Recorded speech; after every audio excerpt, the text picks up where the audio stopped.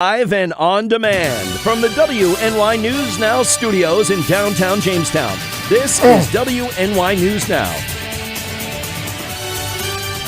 And thanks for joining us for News Now at noon on this very busy Monday. I'm Dustin Gould. And I'm Rory Polero, in for Matt Hummel. Happening now, a Sherman man is sentenced for the shooting death of Rosemary Bilquist. And a Kennedy man is charged with forcible touching. Details on all that, plus a check of your First Defense forecast. We turn to Chief Forecaster Dakota Hunter. He's standing by now in the First Defense Weather Center. Hey, Dakota. Hey, Matt and Rory.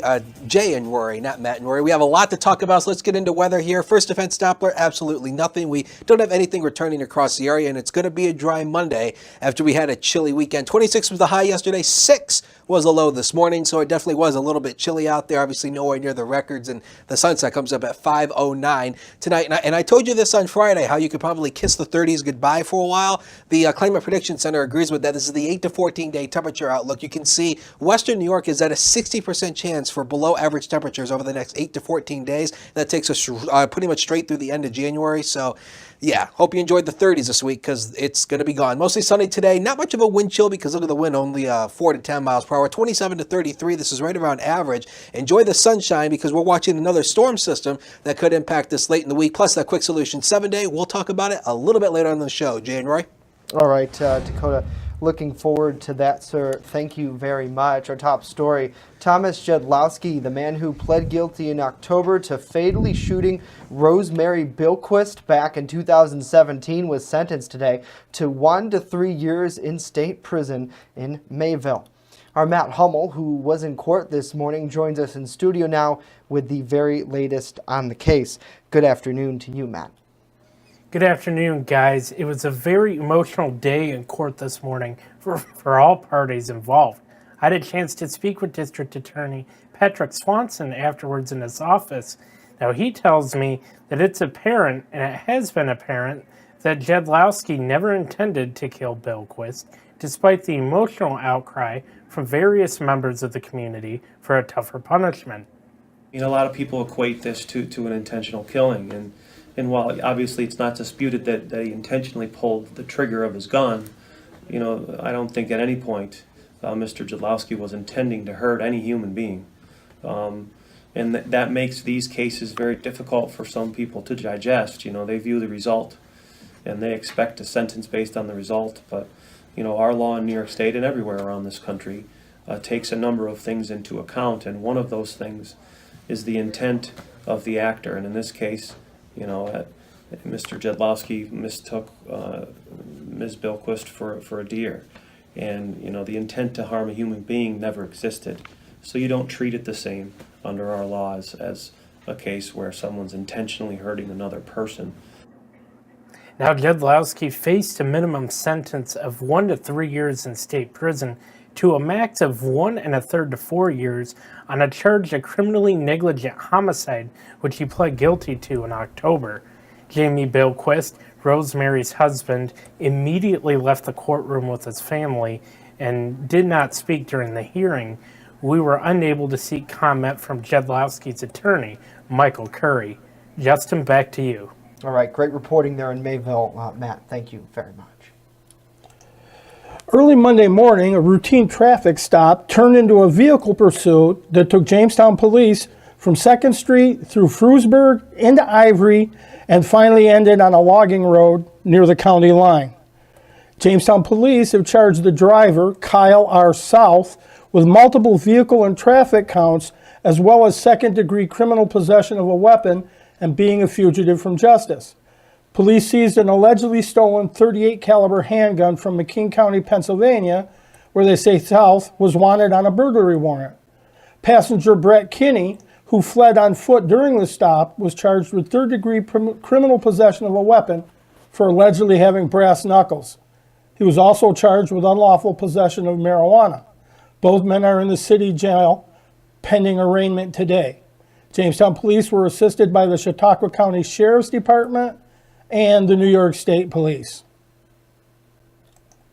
And Jamestown police say a man is charged in connection with a shooting that occurred on Franklin Street Saturday morning. 34-year-old Simon Elson allegedly fired 2 shots from a pistol towards a second person. Police say they originally responded to a report of the fight in the area of 45 Franklin Street. Now, the man is charged with criminal possession of a weapon after police say they recovered a .45 caliber pistol within the residence of 55 Franklin, where Edson reportedly ran after the incident. The investigation is ongoing and additional charges are expected. He was taken to city jail where he is awaiting arraignment. The Chautauqua County online inmate list revealed that he was booked into jail Sunday. Luckily, no injuries reported. Jamestown Police Captain Robert Samuelson tells us that it's deeply concerning, and quote, that police are routinely seizing loaded pistols that aren't being possessed by legal gun owners. The county sheriff K-9 unit also assisted Jamestown Police in this investigation. And a 69-year-old Kennedy man is charged after Jamestown police say he touched a woman in her intimate parts without her consent and then prevented her from leaving her Front Street residence late Saturday night. Jack Emerson was reportedly located at his house in Kennedy by New York State Police. He was identified by the victim. He was taken to Jamestown City Jail to await arraignment on charges of forcible touching and unlawful imprisonment. No further details were released about this incident. And coming up next here, we're going to take a look at Chief Forecaster Dakota Hunter's weather forecast, how much more sun is coming our way when News Now at noon continues.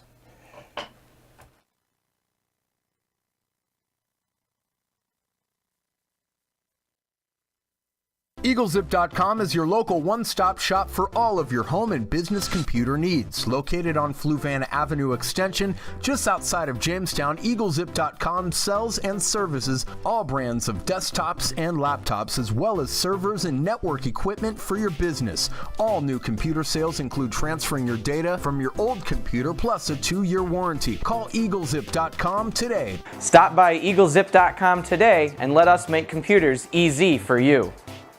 You're watching WNY News Now, your source for breaking news. The Fitness Bunker in Lakewood is a locally owned and operated club that cares about your health and wellness. They invest in it. Right now, enter their 30-day challenge, where for only $69, you get 30 days of unlimited everything. That's right, everything, along with 2 one-on-one personal training sessions. Then, if you lose 10 pounds, you'll get the next month free. Plus, the first place winner will get 2 Buffalo Bills tickets or a $100 gift card. Details right now on the Fitness Bunker's Facebook page. As part of an aggressive agenda for his first 100 days of 2019, Governor Andrew Cuomo will seek to raise the statewide age to buy tobacco and vaping products to 21, a step Chautauqua County has already taken. Cuomo will unveil his newest budget Tuesday and includes tobacco and vaping restrictions, codifying abortion in the state constitution, the Child Victim Act, and tougher gun laws. Cuomo's tobacco stance would ban sales of these products in all pharmacies, limit displays, collar discounts, and allow sales in only licensed retail spots. And a retired priest who served at Our Lady of Mount Carmel Church in Silver Creek has been placed on the Buffalo Diocese list of priests accused of sexual assault. Mark Wolski was suspended last May, but was just added to the list this week. Wolski retired in 2011. He also served at St. James Major in Westfield from 1985 to 1990. No other information was released on this case. And instead of relying on people to get vaccinated every year, scientists are getting closer to a universal flu vaccine, and officials say it would last through multiple seasons. Elizabeth Cohen has the details. A shot, a jab, a poke, year after year after year. That's the way it is with flu shots. You have to get one every single year. That's pretty inconvenient, and maybe why less than half of American adults get a flu shot. The results? An estimated 80,000 Americans died during last year's severe flu season. But now, scientists are getting closer to a flu vaccine that would last for many years. It will be a game changer. It's called the Universal Flu Vaccine. This version is already in large-scale trials in Europe. Another advantage, even when you get a flu shot now, it only works about half the time. But a universal flu vaccine would very likely be a much more effective vaccine than the ones we have to make each year, hoping that we guess accurately as to what the influenza virus that season will be. This year, new numbers out Friday from the Centers for Disease Control and Prevention show that between 6.2 and 7.3 million people have already been sick with the flu this season. A universal flu vaccine in future flu seasons isn't a given. The chair will now recognize Dr. Fauci. In March, at a congressional hearing on flu preparedness, Dr. Fauci with the National Institutes of Health emphasized the need for a universal flu vaccine and the difficulty making one. So the trick is, how do you make a response selectively against the part of the virus that does not change? There's a possibility it might not work. We'll know probably by the end of 2020, the beginning of 2021, whether or not we do have a successful universal flu vaccine. Until then, we'll have to keep getting our flu shot every year, which is still better than no flu shot at all. Thank you, Elizabeth. According to the CDC, we will not know for at least several more weeks how well this season's flu vaccine is working. Health officials say last season's flu shot was only 40% effective, and only 37% of adults were vaccinated. That flu season was the deadliest season in more than 4 decades. You know, Roy, I don't think a lot of people probably realize the severity of such things like the flu. I mean, for me, being fairly young, I think, I get my shot because they tell me to. But if I wasn't told to, I don't know if I would go get my shot. And I feel like maybe I would be okay if I got sick. But older people and younger people especially probably wouldn't be, and I would be making it worse by spreading it. Well, oddly enough, I just got over a bout with the flu that lasted 8 days. That's why we haven't seen you much, huh? Yes, and I won't get the vaccination for a couple of reasons. One, my parents never got the flu. Yeah. And then when they got older, their doctor said they had to get the vaccine, and every year they got the flu. Right. Also, I got polio from a vaccine.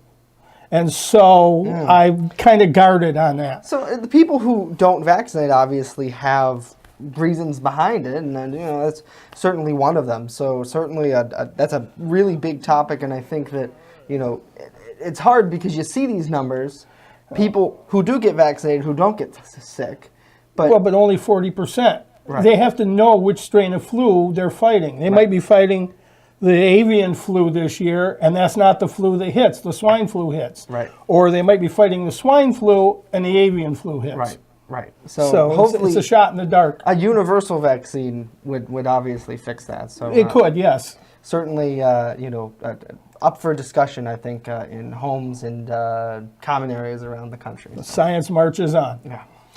Saying hello to Michael. Thanks so much for being here with us. Brenda, Lance joining us here on Facebook Live. Gary, Renee, David, Kayla, very good to see you. Alberta, hi, Alberta. Thanks so much for being here with us. Chris as well. Good afternoon to all of you. Hopefully you're enjoying all that sun out there. I know a lot of people are talking about probably one of the biggest stories of the day. Thomas Jedlowski being sentenced to 1 to 3 years behind bars.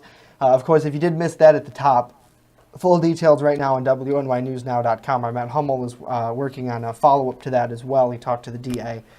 So we'll have much more on that, and of course the show loops. But certainly, Rory, this was another huge case, and unfortunately, there is no happy ending when you have something like this. No, there are 2 victims in this case. Yeah. However, you're taught when you take the required hunter safety course, follow the laws, which means don't hunt after sunset, right, and be sure of your target and beyond. And obviously, he wasn't. It's just a tragedy all the way around. And the thing with Rosemary is, I didn't personally know her, but talking to people who did, and talking to the people she left behind, her husband, and she really was the kindest person out there. Well, and I think that he's living her legacy, and he's trying to do good in the world, much like the mantra that was posted a year ago at this time on the fire hall wall, to be kind. And I think that's who she was, and I think it was just, sometimes unfortunate, horrible things happen to random people. And you think about it, walking your dogs in the woods, what are the odds, so to speak, of having something like that happen? Yeah, it's got to be 1 in a million or more. And the thing is, from the people I've talked to, she truly was one of those people that no one had a negative thing to say. Right. Everybody who talked about her loved her, right, appreciated her impact on them and the community, and she's certainly a star that'll be missed from the skies over Sherman. Right, absolutely. And with Jed Lowski, he was also very much favored in the Sherman community. Yes. He was a good guy. He made mistakes, but, it is what it is. And I think that, when we look back in this case, as we said here, no one won, but unfortunately, the legal process has to come through with every case, and that's what they found. And I think when you look at the community, it's almost like now, okay, we can move on from this. Well, and we can have some closure. There's some closure, and this is another lesson. There are consequences. Had he followed the hunter safety rules, he'd be free, and she'd still be alive, most likely. Exactly. There's no such thing as justice in a case like this. Right. The process has to do what the process does. Right. And hopefully, the survivors can put their lives back together and continue to be a positive part of the community. Right. And certainly our prayers and thoughts go out with both families. Yeah, absolutely agree with you. Again, thank you all for being here with us. Looks like a couple more people who just joined here. Heather, Rob, happy Monday to you, sir. Thanks for being here. Alberta's chiming back to you, Roy. She says hello. So we have a lot more to tell you about here on this Monday, kind of shifting gears a bit. We'll tell you about a polar plunge and take you to this very chilly fundraiser that happened in Silver Creek yesterday. But first, Chief Forecaster Dakota Hunter with a look at our weekend forecast. Over to you, Dakota. We'll be on right after this.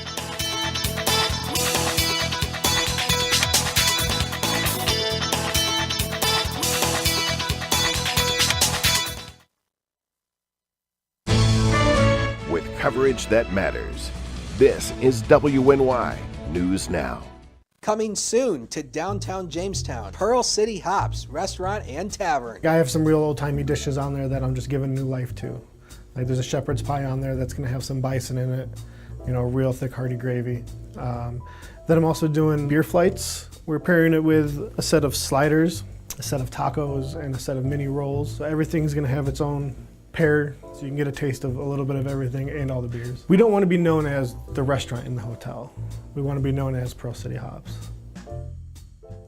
Invest in your business or cause by letting the marketing gurus at WNY News Now and WNY Media Company grow your business. Purchase an ad much like the one you are watching now on WNY News Now's daily show, News Now at Noon, WNYNewsNow.com, or our brand new mobile app. And then get feedback from our marketing experts and fans alike. And finally, watch your business grow. As an added bonus, community partners messages will run not only on our scheduled programming, but on weather alerts and breaking news as well. Plus, messages are shared on WNY Sports Now programming. Anything from a live local basketball game to the Phone Zone Sports Desk. Become part of our family today. And contact us right now.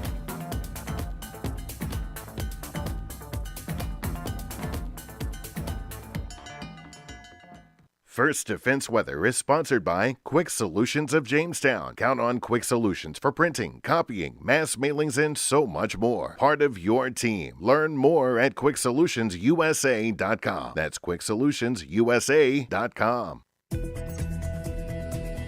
First Defense Weather, the Southern Tier's only live and local weather source. Now, here's Chief Forecaster Dakota Hunter. And welcome back to News Now at Noon on this typical January Monday, but it was not a typical winter day out in St. Louis. My friend Sean, who lives out in St. Louis, pretty much uploaded this video for us to use. This is the snow that came down in St. Louis on Friday, and they have had almost a foot of snow. And if you see my social media feeds, I put it out on Friday, that they could see upwards of a foot of snow, and that's exactly what they got here. So kind of a crippling snowstorm out there, but back here over the weekend, it was just gorgeous. Look at the sunshine over downtown Jamestown. Thanks to Kyle for sending this picture to us. And of course, if you have any photos or videos of the weather, Hunters WX, Facebook and Twitter is how you get it to us, and we will of course get them on the air. Here's a look at the Mill Creek Mall in Erie. You can see the sun peeking through the clouds at times. 27 degrees with a northwest wind of 6. Look at that wind chill of a 20. So it's feeling a lot colder once you step outside, but it's not too bad because the winds aren't especially strong. The good news is all the snow we've had recently is good for all the ski resorts around the area. Look at Peak and Peak, 6 to 20 inches. Holiday Valley,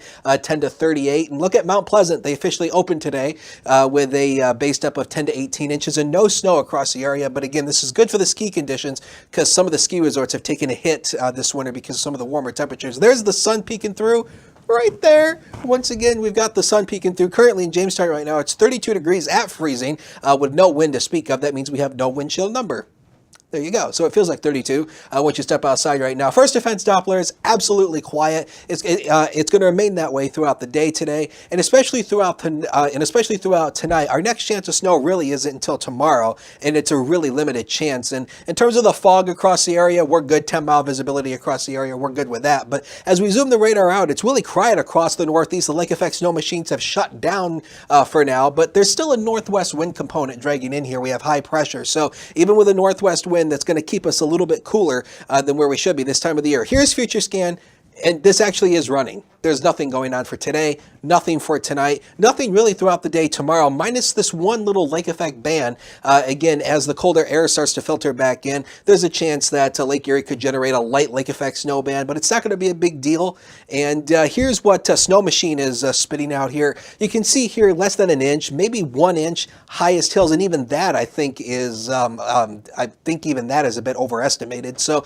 less than an inch for most areas tomorrow. Out of that, not a big deal. Now, what we're looking at is the next storm system that may come in late in the week. There's going to be a storm system that's going to ride up through the Ohio River Valley and possibly become a nor'easter right along the northeast coastline. What we have to look at is possible impacts. This is mainly going to be Thursday, Friday, and Saturday. We're still way too early to know the exact details, if how much snow we get, the exact track the system will take, but this is something we're going to keep an eye on throughout the week and see what happens with that. Hour by hour temperatures will probably make it around 32, 33 degrees, and then temperatures will slip back into the 20s as the cloud cover starts to break apart, leading to partly cloudy skies for tonight. Zone by zone, Lake Erie shoreline here. Actually a little interesting, a little cooler here right along the Lake Erie shoreline, but a quiet day with more clouds coming in for the afternoon. Once you work out to the east, temperatures a little bit warmer here. Just a typical ho-hum January day. And look at this. These are the forecast temperatures over the next 7 days. There are the 30s. Say goodbye to it. This is a forecast high by next Sunday.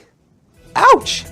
Take a detailed look at the forecast next 7 days around the screen, and we'll be into the 30s. Again, better chance for snow Wednesday with that potential system. And here comes the Arctic air. This is going to be some of the coldest air we've seen so far this winter by next weekend. Sports is next. Do not go away.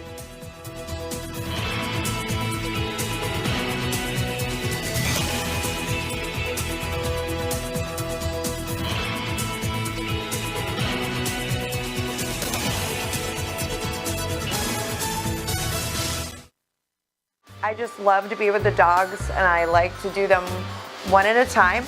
They don't wait for 5 hours in my shop. We have full groom, which includes everything from A to Z, nails, of course brushing, any trimming that needs to be done. I do offer teeth brushing, which is a little extra.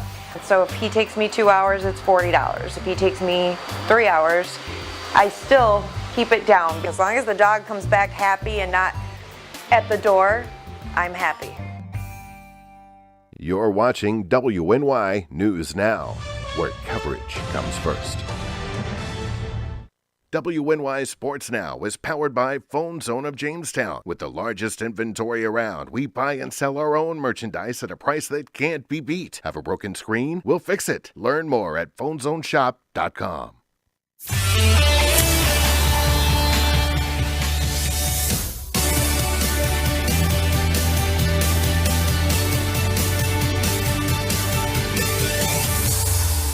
Happy Manic Monday, sports fans, and welcome back to News Now at Noon. I'm Norm Rodriguez with a look at sports. The Jamestown Jackals basketball team reeled in their first win of the season on Sunday. Their 103-94 win over the New York Court Kings was the Jackals' first win in the basketball league. Their next home game will be on Sunday at 3 o'clock against the San Diego Waves. Tonight, the Buffalo Sabres will begin a 3-game stretch in Canada as they will battle against the Edmonton Oilers. The Sabres have fallen to 5th in the Atlantic Division with 52 points, 1 point behind Montreal. Edmonton is in 6th in the Pacific Division with 45 points, 2 points behind the Vancouver Canucks. Puck drop will be at 9 o'clock on MSGB and can also be viewed on the NHL app. As the road to Super Bowl 53 draws even closer, the field was cut down to 4 teams over the weekend. The LA Rams will be on the road against the New Orleans Saints for the NFC Championship game. The Rams defeated the Dallas Cowboys 30-22 in an NFC Divisional Round playoff game on Saturday. New Orleans dethroned the defending champion Philadelphia Eagles 20-14 on Sunday. The Saints also defeated the Rams in the regular season 45-35, which was the Rams' first loss of the year. In the AFC, the New England Patriots will also be on the road, as they will battle the Kansas City Chiefs in the AFC Championship game. The Pats defeated the LA Chargers 41-28 in an AFC Divisional Round playoff game on Sunday. Kansas City defeated the Indianapolis Colts 31-13 in the other AFC Divisional Round game on Saturday. The Chiefs are favored by 3 points in the championship game, the first time in 67 games where the Pats are the underdog. Justin and Rory, back to you. Awesome, Norm. Thank you as always. Some great playoff football for everybody there. Well, dozens of people braved the icy waters of Lake Erie Sunday during the annual Silver Creek Polar Bear Plunge for charity. Now, each year, Chautauqua County Executive George Borrello and legislator Dave Wolfong choose a theme and dive right in. Every year we try to pick something that's kind of warrior related. This year we're going to be Scottish warriors. These kilts kind of represent another opportunity for us to dress up, have fun, and represent the people of Chautauqua County here today. Much fun, guys. Well, Borrello adds that all the funds raised are donated to O'Shea's Hospital in Buffalo. Officials say the event is a success because it brings people from all over the county together to raise money for quite a worthy cause. The tradition began over 18 years ago when Judy Kelly and her granddaughter first took the plunge. Numerous other agencies, including the Silver Creek Fire Department and Silver Creek Food Pantry, received donations during that event as well. So really cool to see. Very happy that they were able to have our cameras there yesterday. And, I always say, Rory and Dakota, whenever the county needs to come together for something, and there's so many good causes, they certainly do.